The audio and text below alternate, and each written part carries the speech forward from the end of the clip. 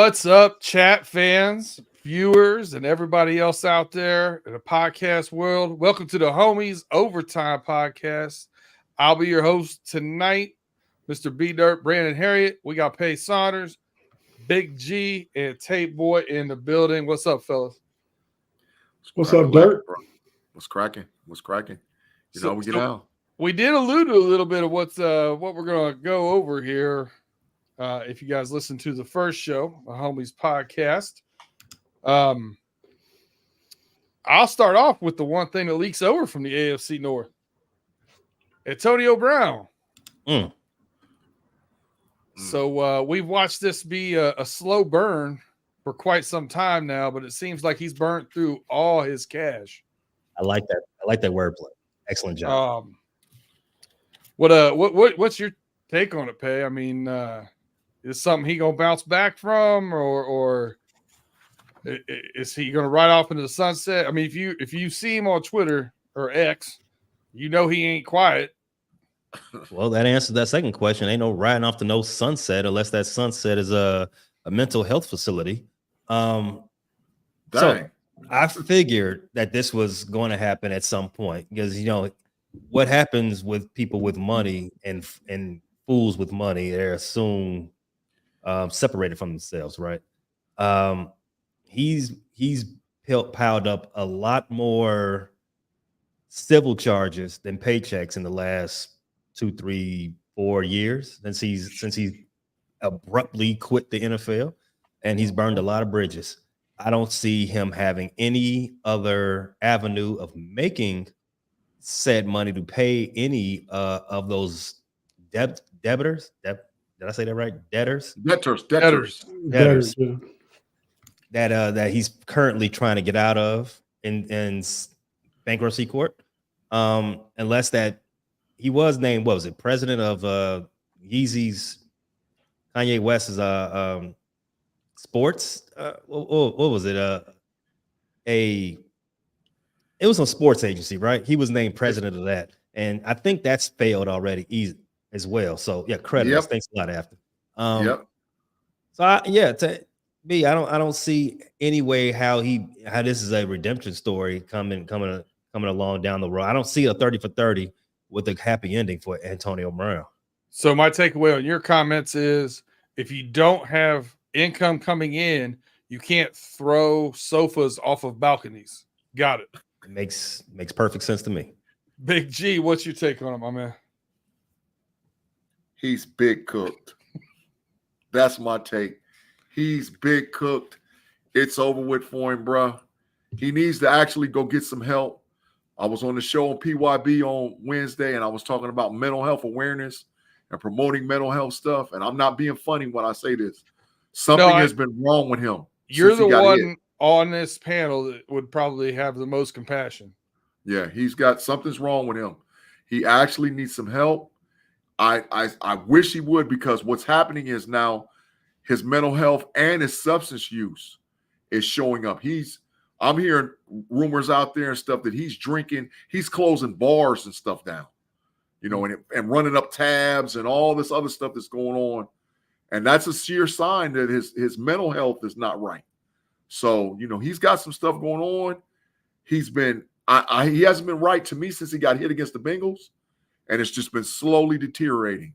So at this point, he might not make it too far, so he might be a CTE study because to find out actually what happened to his brain, because something is wrong with AB. And I hope that he gets some help. I really do, man. Because if not, you know, it's not a matter of if, it's a matter of when. Yeah, I mean, it's sad to see a guy, especially undersized wide receiver, that just at one point in time was the best receiver in the league. Yeah. For sure. Tate? Most productive. Okay, most productive. Tate? Versus what? Most productive versus what? Best. Oh, well, he was the best. It was number 1. 6, 7 years. You know that. I say for at least 4 years, he was number 1. But as far as his current situation, man, Antonio Brown made $80 million in the NFL, which is a lot of money. I mean, big money. If he was playing now in his prime, he'd be getting $30 million a year. Big facts. But and now when he filed bankruptcy earlier this week, he claimed his net asset worth is $50,000. Boy, he smoked it all. 80 million league to 50 million. And he probably does need some type of counseling. I don't know if it's mental health counseling, if it's just life coaching or whatever type of counseling it is, he needs it. Mm-hmm. Probably, I would say. Antonio Brown is he just wild, man. But it's a lot of dudes like that. We know a lot of dudes. Y'all know dudes like that. We know dudes like that. He got hired as the president of what was the name of it? Creditors. No, the president of Yeezy Sports. Yeah, Yeezy Sports. Got but he running with another crazy dude right there. Yeah. Don't make the best choices. Right. And you got somebody else enabling you. I was listening to something today. They was talking about one of the podcasts, the Steel City, something or another. They was talking about some guests when they were talking about Mike Tomlin and what a great job he did that we never know, just keeping AB under wraps for 9 years. Yeah. It kind of stuff started to kind of blow up when he was doing the Facebook Live in the locker room and got caught. The team having a meeting saying something about the Patriots, and that was out there on Facebook Live. They was playing the Patriots the next weekend. I believe it may have been the AFC Championship game. I don't remember one of them games. Yeah, but yeah. From afar looking at him, y'all, he's got depression. He's severely depressed from afar. I mean, I can't diagnose him because I don't have enough information, but he's got severe depression. Yeah, I'm just rooting for the guy, man. I mean, I'm from the music, at least the music back in the mid 2000s and stuff. I'm a fan of Yeezy, and he cold plumb crazy too. But I still root for the guys that do well and don't have anything that harms them happen to him and stuff like that. He can get back though because of his name and who he is. He's not gonna be bankruptcy or broke like if we was bankrupt or broke. His name has some value to it, whether he goes and do something, sign autographs, whatever he do, he can make some money for himself. Just get smarter with it the next time. It won't be 80 million though. Yeah, he's not gonna be able to live that lifestyle he's been living. That's for Facts. Sure.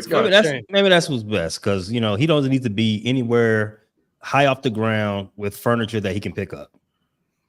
Will we say the same thing about Allen Iverson? You know what? That ran through my head. Who was the bigger one? But Allen Iverson's parents saved him from himself by getting that trust and saying once he turned a certain age, he would get X amount of money from Reebok. Parents do that. Reebok did that for him. Yeah. Reebok put in the trust. Yeah, but he's now he's the president of the freaking company. So, Allen Iverson did way better. But as far as being out there and doing a lot of stuff, AI was out there, bro. Well, and AI has spoke about gambling addiction. Was a big part of his issues and persona, keeping him out late at night and doing wild things. Yeah. So buying a bar too. He bought the bar too. AI on the regular. Buy the bar. Someone who did not buy the bar, but also found himself in a bit of trouble. Scottie Scheffler went from the green jacket to the orange jumpsuit. Nice. And that was, I'll tell you, T-shirts hit on barstool.com the following day. It was out there. Scottie Scheffler in the orange jumpsuit. The crazy thing to me about this, right? For those of you who have been working too hard all week, thank you for all that you do.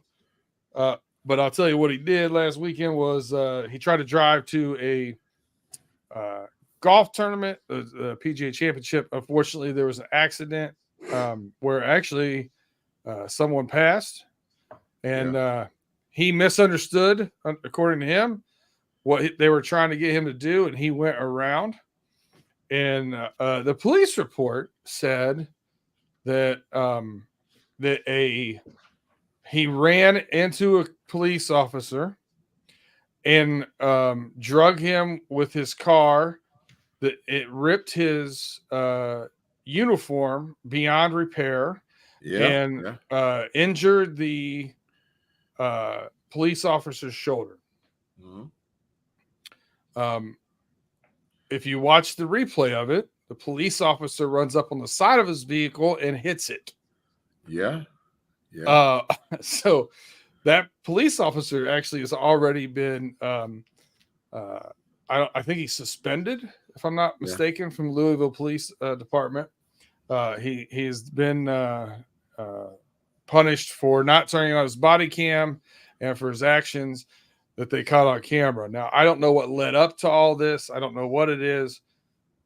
But the seriousness of that is a second-degree felony for, quote-unquote, dragging a police officer. Gee, I mean, they're still going forward with this prosecution of this the number one golfer in the world. I think it's pretty obvious that what's on paper is not what was on film. What's your take on it or thoughts on this subject? Well, the first thing is shame on the PGA. How in the world? Brandon said they're not pressing charges anymore. I don't know about that. As of this afternoon, I saw they were. Yeah, but it's big shame on the PGA. What this guy's playing in a tournament. I understand that there was an accident and stuff that happened a little ways up the road. They were trying to control traffic. But why is Scottie Scheffler driving his own car? Number one, he's on tour at a major event. He should not be riding around anywhere by himself. Number one. Number two, that even if you allow him to be riding around himself, why do you not have PGA people around him when he's making moves? Because this is your superstar. That is the equivalent of letting LeBron James just ride around by himself somewhere. This is the equivalent of it, right? And I don't understand what the PGA was thinking about by allowing this kid to have that freedom to move like that. You know, you can't have any chances. I don't know, and I've been around some big-time superstar athletes before in my life. I've never seen a big-time superstar athlete ever travel without entourage. Never. I've never seen it happen. So why this guy's moving? And this is like literally right before an event. Well, like they teed off. Dark like, out. It's 4 or 5 but they were going to tee a.m. off. Right, they were going to tee off. You know, every single golfer that was driving there was either themselves or them and their caddy. It wasn't an entourage. Not one golfer does it. I don't know, bro. I don't know. Maybe golf needs to look how they operate, because you don't let your superstar ride without entourage, man. That's just my thing. Entourage only wouldn't stop him from driving. He was the one out there drinking and doing all wild and stuff. No, Scheffler wasn't drunk. Scheffler wasn't drinking? No. He didn't have. We're talking about Scottie Scheffler.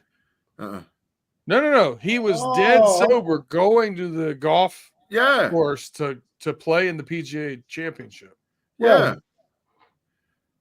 Somebody got hit up the road and got killed in an accident. So they were trying to control traffic. How did he get into it with the police?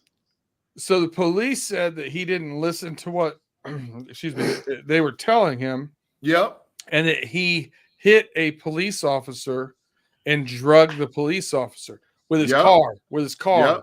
Okay.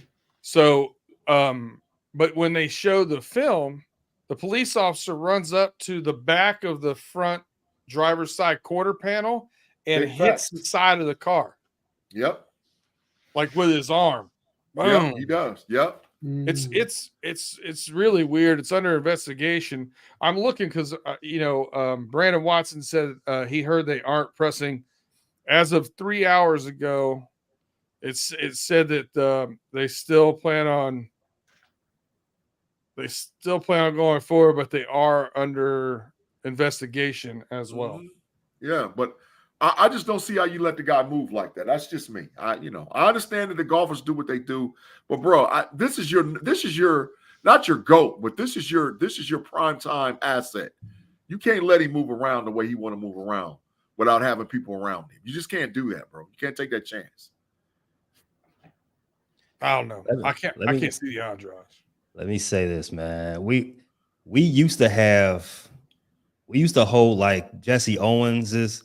He set 5 world records and tied a 6 in 45 minutes at the Olympics. Facts. Deion Sanders, he played in a World Series game and an NFL game in the same day.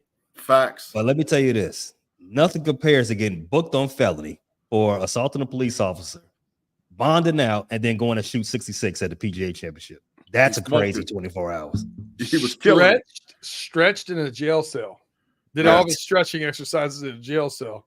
Yeah. Got to the course about an hour before he was supposed to tee off and went out and shot 66. Did you see that the news I can do the reporter tried same to save thing, him, but too? I got to stop after about the whole 11. But the news reporter that was there for CNN, he tried to save him. He was like, "Brother, you know who that dude is?" Yeah. The dude was like, "I don't care who he is. I don't care." And I'm like, "Bro, that's Scheffler, man. With nah, bro. We need to work this out over here and let him go, bro." So there was something else going on right there. And whether or not we find out, I don't know. Other people were going the same way. Yeah, they was all trying to get into the thing And for the event. Someone had went in front of him, and there were people coming from behind him. He just was the car that the police officer got to. Yeah. That's what I'm saying about that entourage, bro. Maybe that's that's just my thinking, bro. That's just my thinking. Hey, you know how much you got to pay me for an entourage to go to a golf course at 4:30 in the morning? Okay, so maybe it's caddy and his agent, or it's caddy and his handler. You got to have at least two people around this guy, bro. Oh, I'm saying, who name me a top athlete, and I'm asking y'all, name me a top athlete that don't move with at least two people. And like I said, I've been around some famous people, and they move with two Troy people. Polamalu. No, he moved with people. I used to see Michael Jordan drive to the game himself. Kobe too. Mm-hmm. I've seen it. Yeah. But maybe not now. How many people do you need for it to be an entourage? At least two. Nah, that's No. a crew. Is it? That's a crew. That's not. That's not. What's a posse then, Phil Jackson? A posse is at least four. A posse's 4. Entourage is over 6, right? 6. I think an entourage is over 6. So, but how many guys were two? in the show entourage in the entourage? Ooh, that's next on my bench. list. Yeah, that's a lot. That's a lot. But two, man, I mean, I don't know, bro. You can't, if your stars are your stars, and you can't take the risk to put yourself in a position where anything like this could ever happen. And I understand it was a spur of the moment thing, but even like I said, with the CNN reporters and them out there saying, "Hey, do you know who this guy is?" And I'm not saying he's above the law. I'm not saying that either. But what I'm saying is that should have never happened. Never in a million years. And I'm quite sure people. Sometimes police just react. What's the old black dude name, the historian? He got arrested going through his own window to his own house. He's locked up. Police can't get him a hell of time. Who? And then they no, the scientist Neil deGrasse That was him. Tyson. No, I don't think it was him. No, I'm with you though, G. You gotta roll with enough people that they can't put you all in the back of a squad car. They can't arrest all of us. They can't arrest all of us. Yeah. And somebody gonna find out who somebody is. You see what I'm saying? Like, like I said, I'm not above the law. Not that. Because this ain't no Ray Rice issue. I mean, not Ray Rice, Ray Lewis issue where he was at a club and kicking it and doing, this ain't that. This is he was going to work. He's literally going to work, going through the roadblock to get to the event. And nobody knew who he was until CNN Lewis said Gates something. Jr. Lewis Gates Jr. Okay, yeah. Yeah, nobody knew who he was. So something just don't settle right with this. And I still ain't about the police. I don't know, bro. I don't know. Something don't smell right. Big G. Something's wrong. You don't got no problem because you were born the police. I would about 30 years ago, but not now. Big G said, police can't mess with me. I'll bar the police. About 30 years ago, I was talking crazy, but not now. You had my mom cracking up, but she still bring that up sometimes. I'm an old man that's got some sense about himself. I got too much vested interest now, man. I ain't tripping. I'm gonna follow the instructions of the officers. But still, man, this, it's to me, it's just Nah, something don't smell right. There's something wrong with this. Especially, like I said, I saw the video footage after B, but when I first saw it, and then I saw it on CNN, and the CNN dude was there, you could see the officers like had him handcuffed and they was walking him to the car. And the CNN dude is like, wait a minute, do you know who the heck that is? He got to go tee off here in about, he's going his way like this right here, bro. What are we doing? And he was going around, just pointed out over here in the comments, in the players lane. They were in the players lane trying to get around the traffic. Yeah, something don't smell right. It's off. Yeah. So we did touch a little bit on the 2026 NFL draft coming to the Steel City. Yeah. That's something you really gonna do, G? Book it. Book it? Book it. I already done said. I told him on Pump Your Brakes on Wednesday, book it. I'm going to be there. And like I said, if I can't get no room, be there, I'll spend the night. So I'm spending the night from Wednesday to Sunday. I'm spending the night. Tate, don't get fined, Tate. I got you. He keeps saying that, B Dirt. He really spending the night because I done seen him do it already at your old buddy house, the old other white boy of the year, Jeff Osborne, back 30 years ago. Big G was sleep in his boxers and socks and Jeff waterbed. Spend the night. I ain't got no waterbed. But I'll spend the night, ain't man. Gonna be in it. I'll spend the night, man. Big sleep. So it was Freaky Friday pay back then. Some stuff going on. There was stuff going on in the basement. There was stuff going on. So the Pittsburgh Steelers have more fans throughout the country than probably any other NFL franchise. Yeah. For those of you who don't understand how Pittsburgh or haven't been to actually Pittsburgh or spent a lot of time here, there's no grid to the city as far as getting around it, traffic-wise. It's a hot mess if you don't know where you're going. And now you're going to close down some roads and do some things.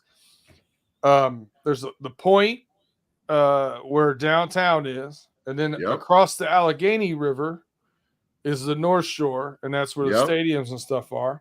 Yep. And they're supposedly going to tie those two things together. They're going to have stuff at the point downtown and stuff over in the North Shore. How the heck they going to do that? Man, how they going to do it? How they going to do it, bro? How they going to do it? But if this thing keeps growing at the rate it's growing, and you're talking about having 400,000 people here in one day, it's going to be chaos getting in and out of this city, man. It's going to be wild. Get you a helicopter. Bro, I just want to know where they're going to put the event. Where they going to put the event? Because they said they can't have it at the stadium. So where in the heck are they going to put it? So the event's going to be between the football stadium and the baseball stadium. There's like parking lots back there, and there's a stage AE. That's where they're going to have it. It's going to be a mess. There's no freaking way, bro. They need that parking for that area for all those people that's going to flood in there, bro. There's no freak. I mean, I've been trying to figure out logistically if they're saying it's not going to be at the stadium. Nightmare. Where's it going to be at? Where's it going to be at? Because I'd have been over there before, and in my head, I'm going through like where, and I'm like, bro, every time it's somewhere, every place it's been. Nashville, Detroit, Philadelphia. It's not in the stadium. Mm-mm. It's usually at like a park or a center-centric place within the city that expands out, and you can, congregate a lot of people. Peter, does Pittsburgh have one of those places? Because I'm trying to figure it out. And right now, they're planning on it being in the streets, which was kind of the way it was. When you look at Detroit, was a little bit similar to that. Nashville was very similar to that. And very similar to Nashville, it's going to be leading up to the river here in the North Shore. It's going to make a really cool backdrop. That backdrop of the stage, from my understanding, I haven't seen the finality of it yet, though, is going to be over the river, and you're going to see off to the left side of the stage, you'll see the downtown skyline. I mean, it's going to be gorgeous. Well, that's good news. That's good news, B, because G is the streets. He is the streets. Does that make you the NFL draft in 2026? It should be. Should be. Hey, I agree with Dirt. I done been there to visit him a few times. I got a sister that lived there, and I mean, from the standpoint of logistically, I'm sure they'll make it work, but it's going to be challenging. And people that live there that don't care nothing about the draft is going to be upset that weekend. No. And people that know that want from here that want to go to the draft, we know how to navigate it. We know where we can get to, where you can park, where you can take the tee from, and just the tee will plop you. It goes under the river and just plop you right there. Yeah. It's the people that don't live in this area that come in from out of town. It's going to be logistical nightmare. I tell you what, I've been out here in the DC area for 20 years now. I've been to a couple inaugurations, couple of Million Man marches, and all kind of different stuff. And but I think because DC is used to it. You know what I mean? Yeah. I mean, and they got the Capitol Police set and stuff. Also set up as a grid. It is. Yeah, it is. Okay. This way, that way. That's how the roads run. Right. Yeah, because the roads in Pittsburgh are a plate of spaghetti. Oh. Well, but DC not the best grid. It's really it's circular, and the streets go like spokes. You can get lost if you don't know what you're doing going between northwest and southwest and northeast and southeast. Yeah. Tate, I remember the last time we was over there, you started hitting some of them streets in the DC area. He was like, damn, man, this is a one-way. I got to double back, and we went. And I was like, damn, man, it's like we had to wind into that bad baby. I was like, man, what is going on, bro? Yeah, you got to know what you're doing. So, Pay, have we sold you on coming up? So, look, I've been in Atlanta going on 3 years come Labor Day. And I've traveled all over the world, and I thought a grid system was the standard in America, right? No, I thought this type of non-grid thing was a European thing because I've ridden around in Spain and all other places. I thought that was a European thing. Chicago is built on a grid as well. Yep. I got to Atlanta and long winding roads. And they meet at an intersection with 3 roads, just meet right there, and it's like traffic backed up. And go, I was like, traffic nightmare, infrastructure down here sucks. And so everything you just said in the last 10 minutes told me I would be catching this on TV. Afton has it said beautifully right here. I love the 5 and 6-way intersections. The best thing about Pittsburgh is the 5 and 6-way intersections are a close second for me. The number one is when you're going over a bridge and it's 6 lanes wide, and you got to get from the far right lane to the far left lane in about a quarter of a mile in order to get in your tunnel. Ain't happening, bro. Oh, it happens. It happens. You better get your white knuckles ready because I'm getting over there. Head on a swivel. Hey, but listen, the only city I've ever been in who doesn't have the infrastructure and no grid, worse than Pittsburgh, Pennsylvania, is Austin, Texas. I lived there for years. They have no infrastructure. It's horrible. But Pittsburgh is a close second, bro. Pittsburgh is a close second, now, bro. If you do come, I'm going to tell you where to stay. Yep. If it's not with me, it's going to be right here in the neighborhood. Mm-hmm. We're going to take the tee in. No traffic fights. Pay, you're welcome to come. Tate, whoever wants to come. Anybody out there, chat fan, wants to come over, hit us up. We'll tell you where to go. We should do something for the 2026 draft. We need to do a draft, our own show, like in the parking lot somewhere and set it up. That would be boss. The homies show in the parking lot for this draft. Oh, my God. You know how much rhythm we would get off of that, bro? Because the whole chat fam that rocks with us on Steel Curtain Network is going to be over there. The whole chat. I'll bring the copter. I got some connections in the restaurant bar industry. I'm saying let's do it. I'm in. I'm coming anyway, but I'm in. But I'm telling you, the whole 11.7 is going to rock with us, man. We're going to turn it up. So I'm with it. I'm all the way down with that. Do a whole show. We could do a 2-day show. I don't care. It'd be good time. Good time. Yeah. Speaking of time, it's that time for us to hear from our sponsors. Take a quick break. While we do so, hit that like, subscribe, notification, tell a friend to tell a friend, share us, tag somebody you know that likes football or sports in general on this overtime show, because we're going to get out of football talk and into some college sports and basketball when we get back. We'll be right back in just a few seconds if you're watching on YouTube, and after a few short messages if you're out there in podcast land.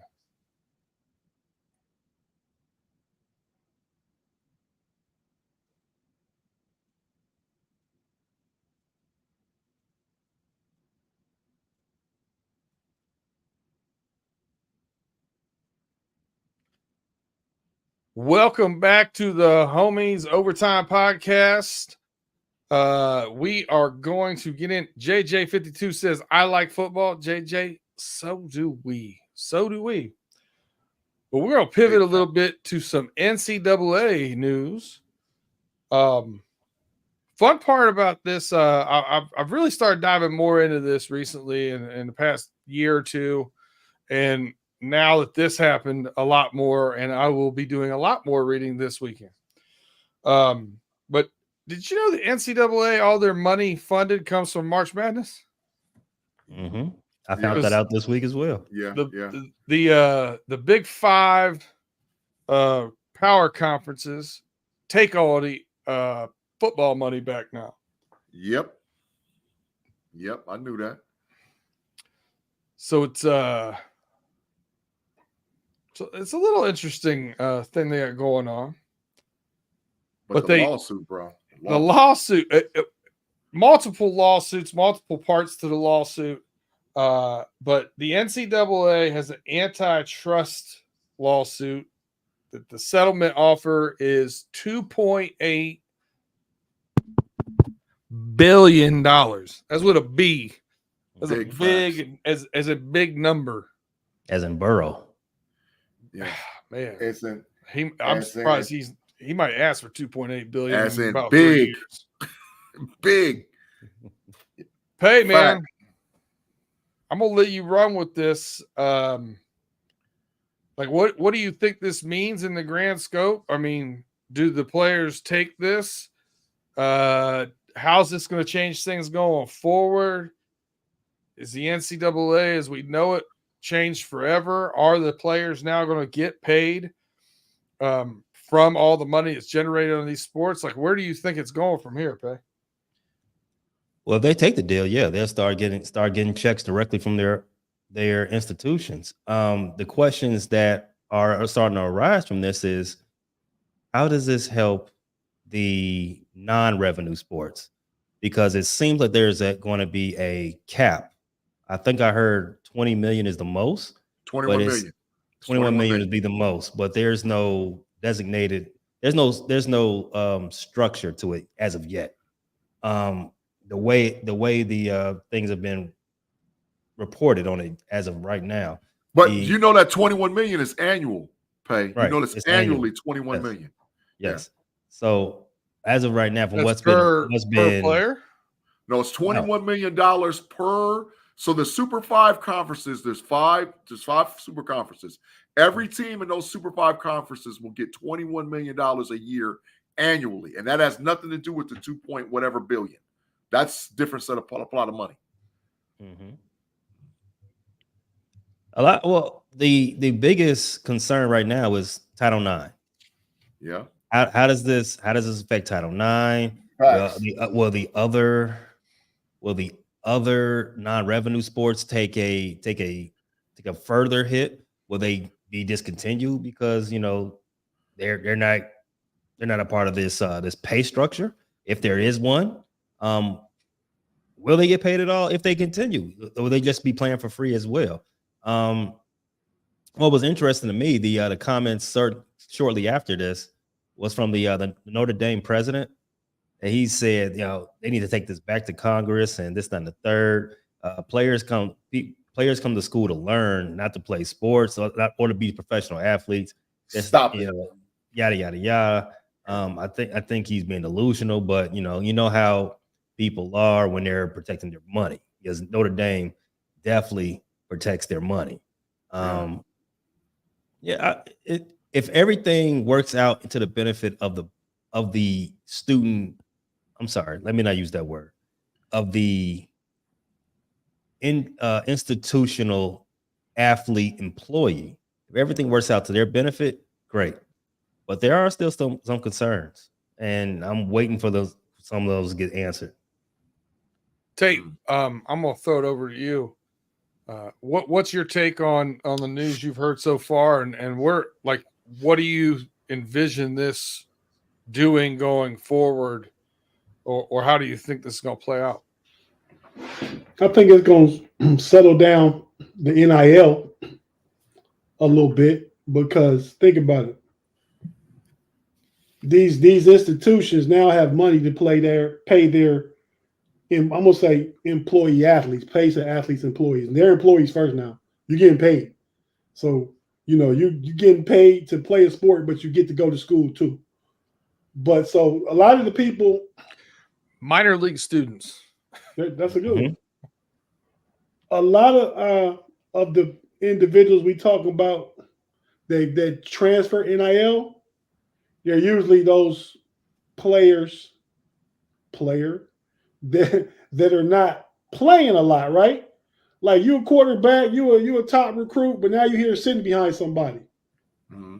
And you're going to leave right away because you want to go somewhere you can get paid, right? Mm-hmm. That's what it's about. So now these institutions have money. I don't know how it'll be allocated or given out. Like Pay was saying, it's about some of the other non-revenue generating sports. I think everybody will get a little something.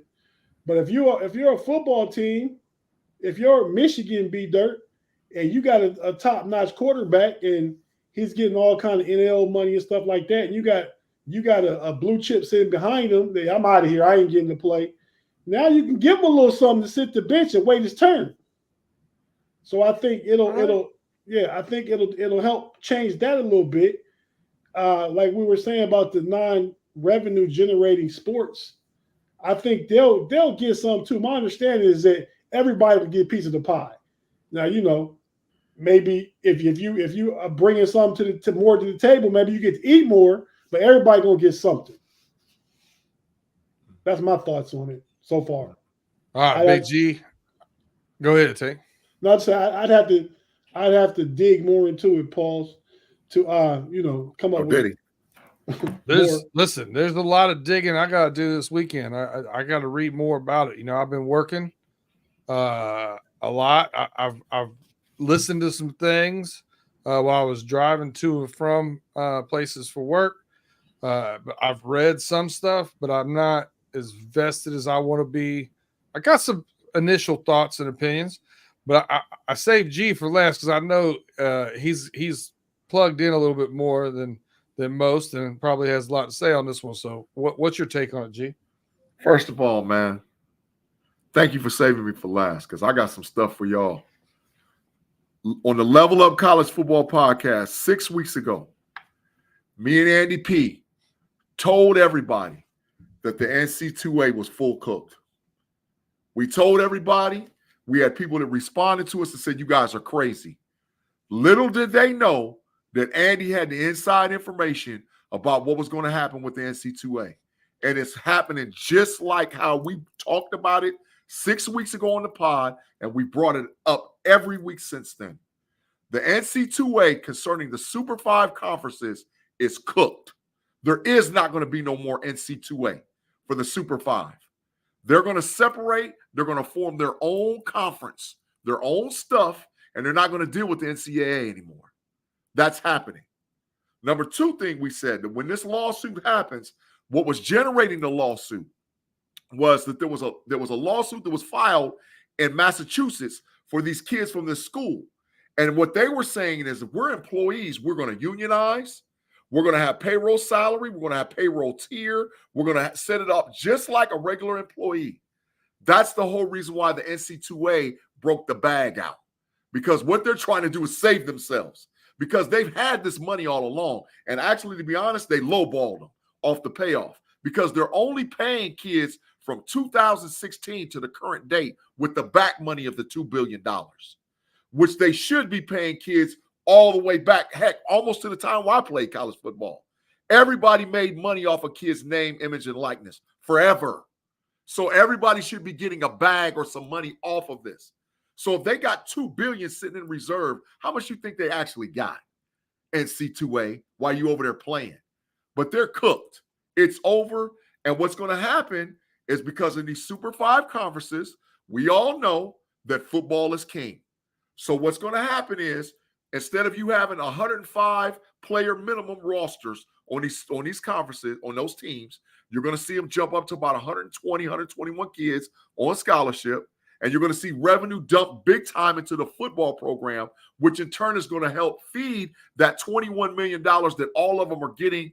That's going to make it even or fair concerning the NC2A moving forward in the Super 5 conferences. But NC2A, I've been saying it for 6 weeks or more. You are fully cooked. It is over. The NC2A is done. So get used to it. It's Choco.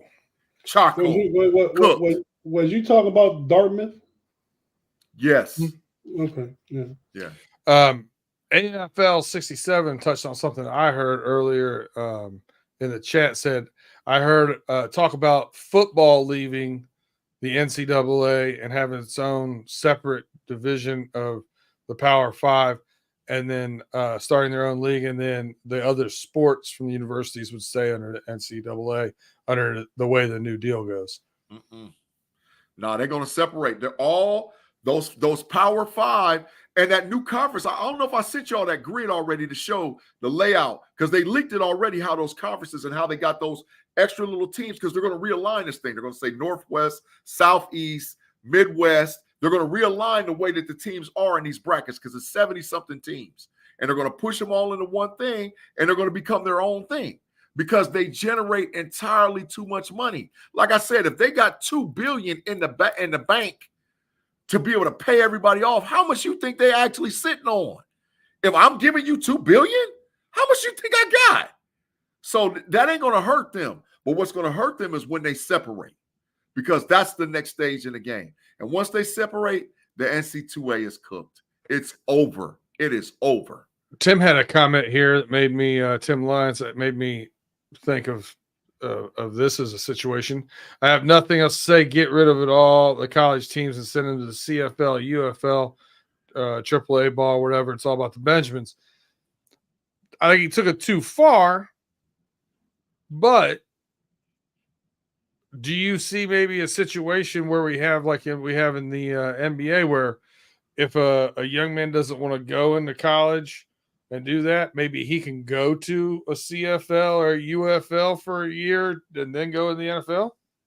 If the NFL continues to change the rules to make it where it's not as physical as it like it used to be back, in the 80s and the 90s and the 2000s, I could definitely see them reducing the age limitations, because right now, concerning with the NC2A, you have to be 3 years removed. So you got to either be a redshirt sophomore or a junior to declare for the NFL.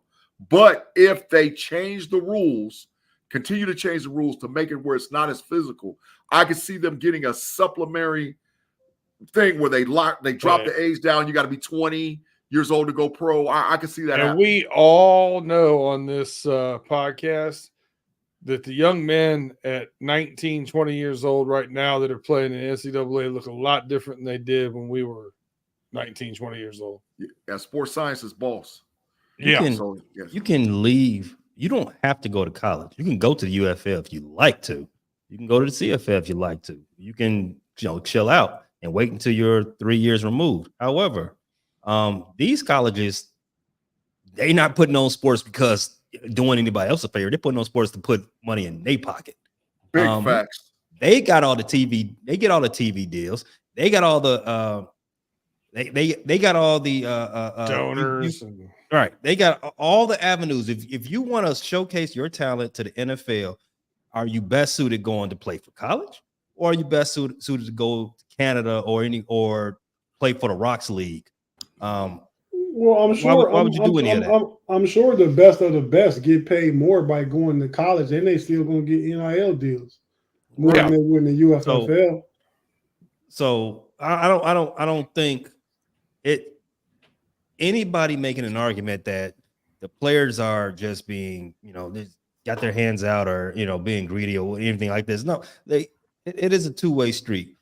These schools, they've been doing it for years. They've been making money hand over fist off of the labor of the players, right? Big facts. So they're not putting these sports on. Notre Dame isn't playing football just because people want to play football, right? They're playing football because NBC is giving them a lot of money to play football. Let's just cut the crap here. If they want to cut out from the NCAA and pay the players, then fine, great, cool. Let's do that. Breaking news. Cincinnati Reds 9, Los Angeles Dodgers 6. Oh, so you're not even watching basketball? I'm switching. That game's over now. I would have lost. I'd lost that bet. Oh, you thought I was looking at basketball? Yeah. I think that I figured baseball was over by now. Yeah, I think that game. Not really. It's 75-67 with 3 minutes left in the 4 minutes left in the third quarter. Yeah, I don't know. So we're all three of us are in a situation, or all three of our teams are in a situation where if a lot of people are worried about the NIL deal, and if this new deal goes to where there's a percentage share possibly going forward to each university based on the money that comes in from these, rather than going to the league or going out. I've heard a whole bunch of people worried about this, that, and the other, where there's more haves. The haves get really big, and the haves not get really small. For facts. With Michigan, Ohio State, North Carolina. I mean, would you even notice if they didn't have a football team in 2 years? You're a basketball school, but you look at those programs, they're always going to have money and be there. You know what I mean? They're storied programs. But it's interesting, you're not going to have the Big Ten is now going to probably go back to the Big Ten if that's going to be the haves and the have-nots in the next 10 years. Yeah. But it's interesting how that's all going to play out. There's a lot that's up in the air right now for me. Yeah, no conference. It's over.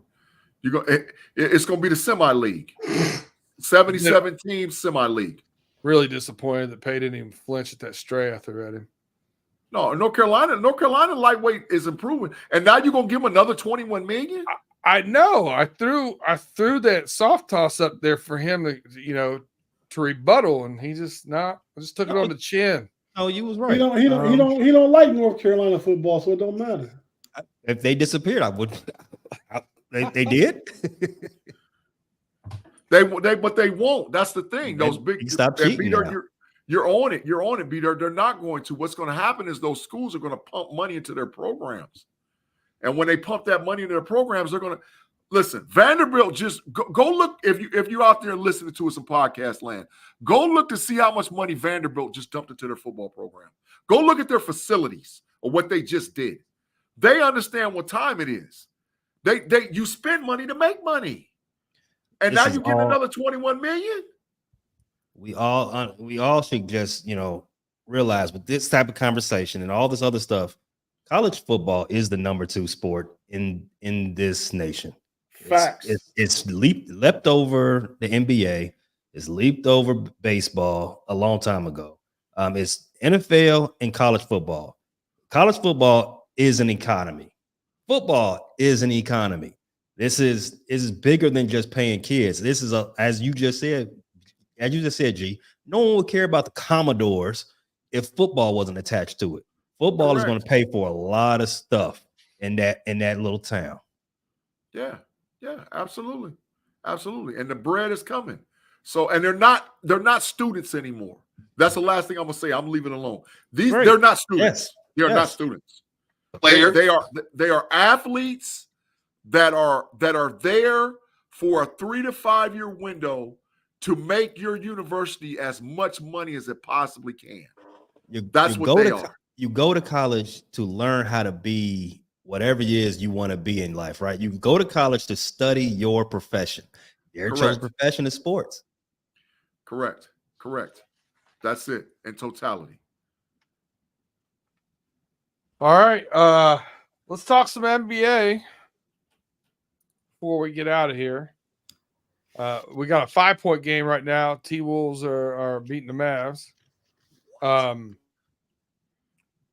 Tough break for the Knicks. Mash unit went on the way out there. But as you guys see it right now, who you got winning these?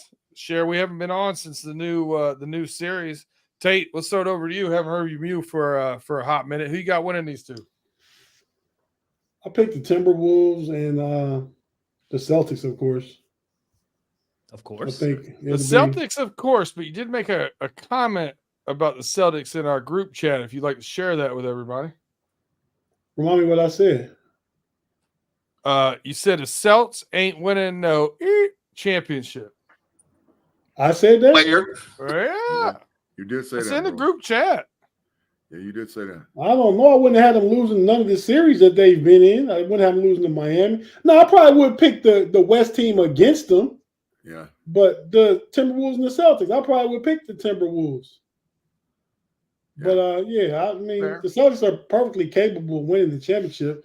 I wanted you not to forget, because we talked about it last week, B-Dirt, about the Caitlyn Clark and what LeBron James had to say about her this week. Can I play it with clip? Yeah, go ahead. Yeah.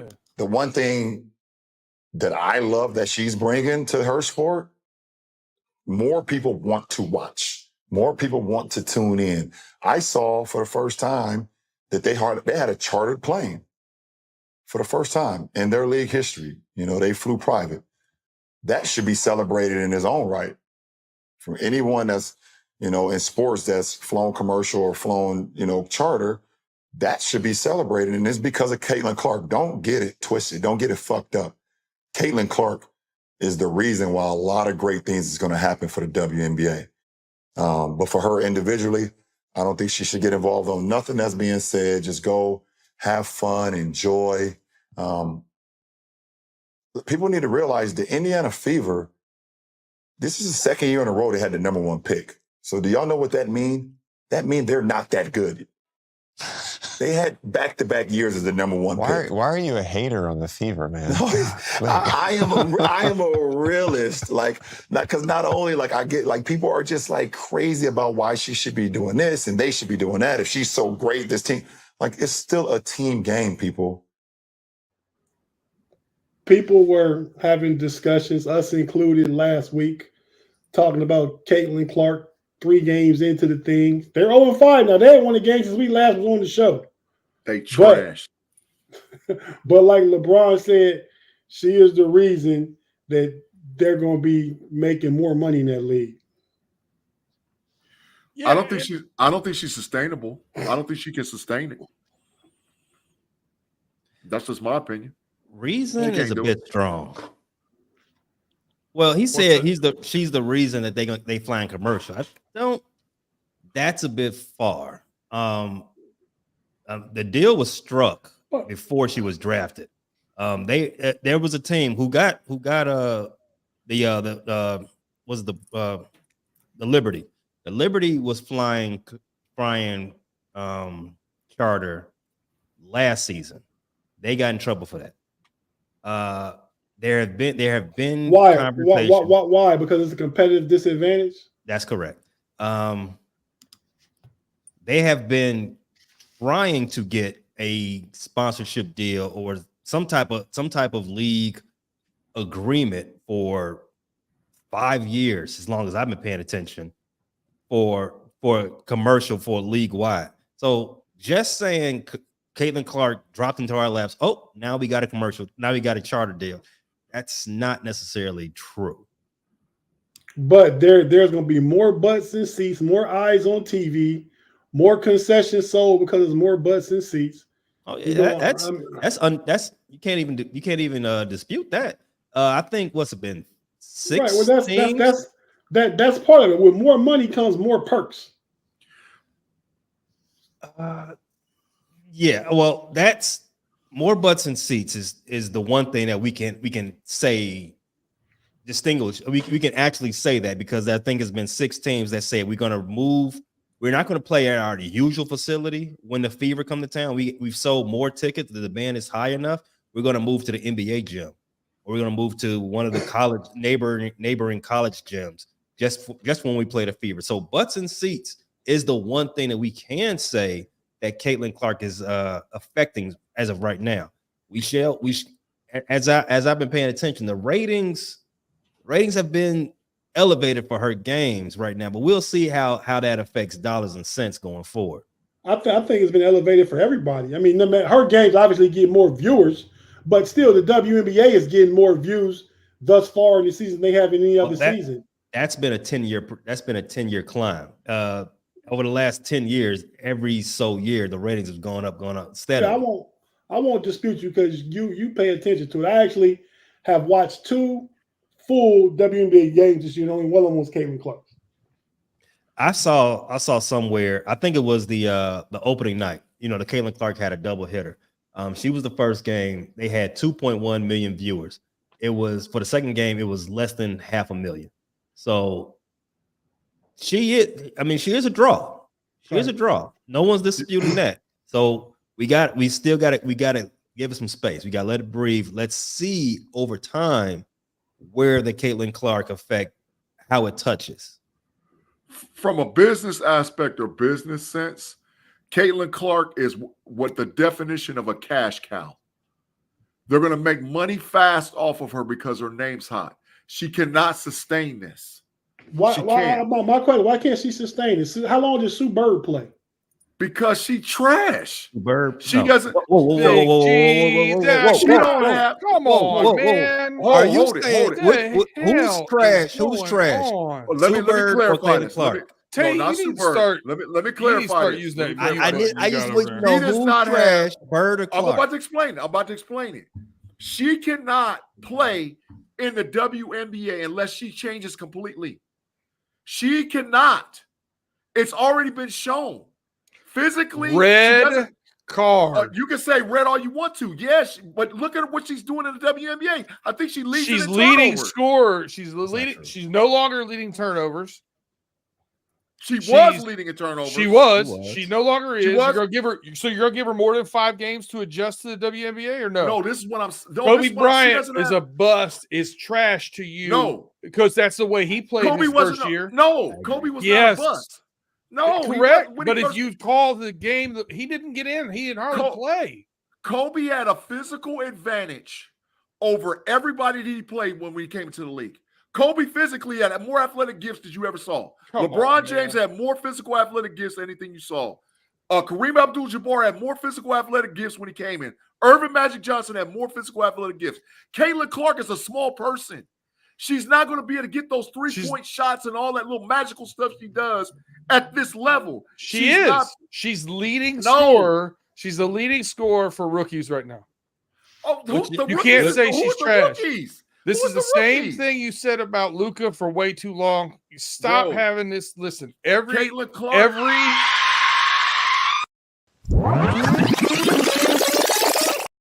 Take it back, Big G. Take it back, Big G. I'm not taking it back. She's hype. She's a cash cow. For right now, she's going to make the WNBA a whole bunch of money, but she's not going to be out there killing them and be this 20 to 25 point scorer, all this, that, and this, and all. She's a hype machine. So, of course, they're going to run the money. But her physical gifts don't line up with what's going on in the WNBA. Those girls are out there killing her. Why is Steph Curry so good? His physical gifts is not like LeBron James or Kobe or Jordan or any of those guys. But first of all, Steph Curry is a 6'3", 6'4" guard, and they changed the rules to fit Steph Curry. They went to the Eurocentric basketball. If you put him back when they were playing different, he was going to not be what he was. Go ahead, Pay. I'm curious what you guys say, Pay. Listen, man, 2 things can be right at the same time sometimes, right? As long as none of those are G. I agree. Even though some of the things G said is close to true, but here's something. Caitlyn Clark is really talented, and she's being elevated because she has a hype machine behind her. Those two things are true. Caitlyn, she's being made to be the future women's basketball, and that's not because of something she's doing on her own. And the criticism she's getting behind that is not her fault. The ladies, and a lot of people, it sounds like G is one of them. They want to humble her because of the hype she's getting. Again, not her fault. The hype she's getting is some other elements, and we know what some of those elements are. We do. Listen, white girl of the year. No, that's not it. Not up for debate. Listen. Let me explain those numbers, G. Let me explain those numbers. So you said she was, you know what? I'm gonna get her one of those hats. That's not what it is. Leading the league in turnovers, right? There's a month from NBA draft to the start of the season. 1 month. Do you think you know your teammates? Do you think you know your whole playbook? Do you have a feel for what's going on? When you have 1 month, 10-day training camp. And let me tell you something, more than half the league in the WNBA are on 1-year deals. Half the league are journey women. They move around team to team, and they're coming over from overseas, Russia and wherever else. Facts. Right when training camp starts. There's not enough time to build cohesion. So yes, a rookie having a bunch of turnovers is not surprising. I've been watching WNBA since day one, since Rebecca Lobo's running out there with that humongous mouth guard. It's always been a fast-paced, high turnover, high foul game. None of that. The 5 games she's played, I've watched 4 to 5. If you watched her, you've seen a lot of mistakes because she does press, and you've seen a lot of her teammates not be in the right spot to play the speed she's playing at. And I've seen her shot get packed a bunch of times because she doesn't have the physical tools to compete with a guard. Listen, my daughter played. If my daughter wouldn't have tore her Achilles, my daughter would have played probably Division I college basketball. And women's basketball, physical tools give you all the difference. If you have a 6'2" guard lined up against Caitlyn Clark or a 6'3" guard, she's going to pack her shot every time. She's going to make her uncomfortable and not give her the ability to shoot. In women's college basketball, if you're 6'3", you're probably a front court player. That's correct. There's a lot of Angel Reese is 6'4". There's a lot of 6 foot plus guards in the WNBA. A lot. And them girls, and the women, this not even calling girls, those women in that league, they ain't having it. They're not going to let her come in and, oh, she's the chosen one. They've been down there busting their behind, grinding, trying to make sure. They ain't going to let her just come in. The only way she's not going to be a hype machine is if they change the rules. If they change the rules to make it more friendly for her, then yes. Look at some of the screens and stuff she got set on her. Look at how she goes to the basket and she gets knocked over. She doesn't have the physical tools to compete at that level. And she's still averaging close to a dub. That is historic bucket getting for this league. Close to it. She's averaging close to a dub. It's like 17 and a half, right? Close to a dub. She also leads the league in shots attempts too. Well, if you watch those games, you understand the offense is ran through her. There is no one else on that team who's Indiana Fever is trash. They trash. Well, yes, they are. That's why you have the number one, as LeBron said, the GOAT. That's why you have the number one pick 2 years in a row, because you're trash. I can't wait to revisit this next year. I want to just throw this out here real quick. Jitnux market data has the average height for a WNBA guard at 5'10" for 2024. How tall is she? Clark? 6 foot even. Was she getting her stuff packed? I done watched 4 out of the 5 games. Every time she go to the cup, she almost get it blocked or blocked. Almost every time. Almost every single time. She has to make an adjustment. She's out there backing up. She's not used to playing against that height and that length. She has to make an adjustment. She's also I'm not willing to say she's trash. She's a hype. I'll take back a trash, but she's a hype machine. She is a hype machine, and she's a cash cow. Yes, she is hype. She's a hype machine. She's a hype machine and a cash cow. Some would say overhyped.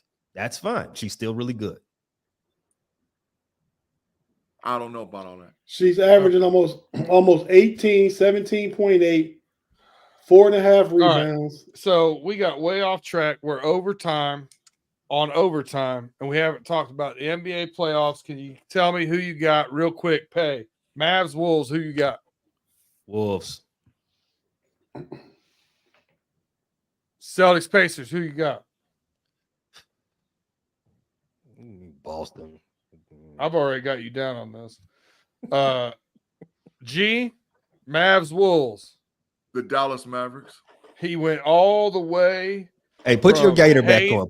Put the gator back on. From hater to player. Big G come full circle. Pacers, Celtics. Boston. Player. All right, Tate.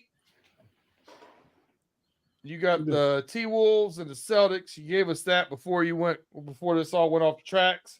I also have the Wolves and the Celtics as well. And I want to watch the game with Kevin Garnett. And I'm gonna tell you where we stand right now going into this. Pay, you are good news, bad news, bringing up the rear, but you're over 500 picking series. You're 7-5. Big G and Tate are tied at 8-4, and I'm 11-1 because the Knicks couldn't stay healthy.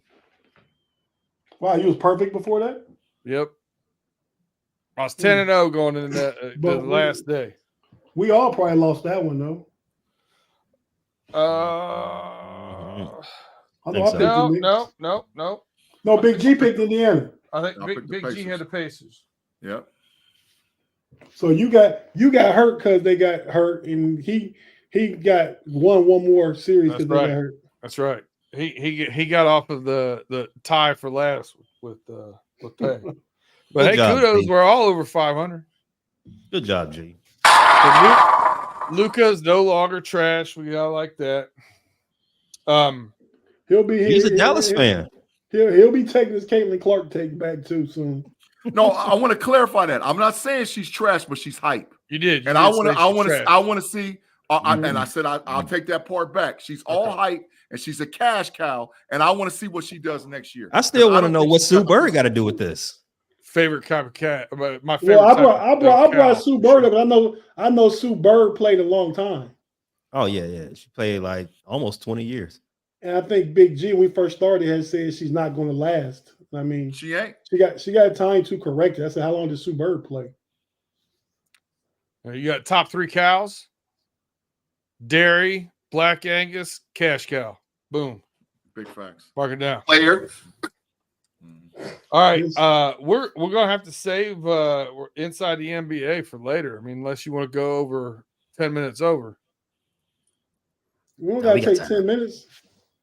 Oh, well, that's a deep call. We can talk about that. It is. Yeah, okay. Inside the NBA, the NBA is gonna be played on a bunch of different places next year. We'll get into that next week, and we'll talk about inside the NBA. Shed a tear to probably the best sports show going right now, other than the homies. So, yeah, that's a rough one. We'll save that for later. Parting comments. Pay, you got anything? Check us out at Frustrated Chicago Sports Fan on YouTube and anywhere you get your pods for Shy City Bulletin Board and the Bear Claw.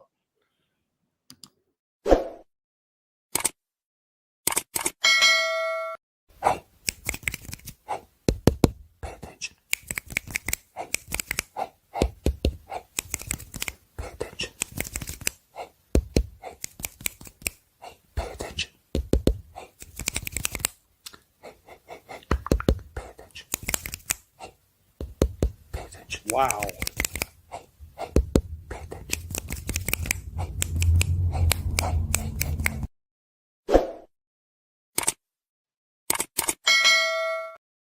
Saves a lot of time. That's efficient. I like that. This is a Check out all the 30-second channels. commercial. I like it. All right, Big G, anything you want to say on the way out? Nah, man, we got 11 weeks in counting. Make sure y'all swing over to Level Up, man, on Monday, man, because we're going to have an in-depth conversation about this NC2A with me and Andy. But we got like 11 or 12 weeks to go till it's NFL time and college football time. So we almost through. And happy Memorial Day to everybody. Y'all be safe traveling. Please be safe. Get home back to your families. It's going to be a rough weekend. They're talking about this might be the largest traveling time in 10 years. So please be safe. Please take care of your families and get home safe. And we'll see all y'all next week for sure. Tate, I'll say this before I let you take it out. Definitely happy Memorial Day. Remember what it's about. For those of you that watch Running Through the Jungle, you kind of heard Tim say this. Tim Lyons is a veteran. And Memorial Day is always one of those things that it's about the people who didn't make it home, didn't make it back. Yeah. He made a comment. It's about fallen brothers and sisters. Yeah. I made the comment that reminds me every year, freedom isn't free. But I will say this, just because you made it back to soil doesn't mean a part of you wasn't left there. Big facts. Or wasn't lost there. So I keep it for everybody that's struggling as well as the people that are no longer with us. So happy Memorial Day. Remember what it's about. Tate, take it away. Yeah, man. Thanks for that, B Dirt, because you're absolutely right. Shout out to everybody who has family members that have served and lost their lives, and family members that are serving even now that are still here. Shout out to all those people. I know for myself, my sister been gone since February over in Germany. She's works in naval intelligence. She's a reserve naval officer, but she's been gone for 6 months. So not only do those of us sacrifice when we lose somebody, when somebody's still here and her family is sacrificing right now. My brother-in-law really sacrificed with all those 3 little kids. You got a team over there. Oh, does he?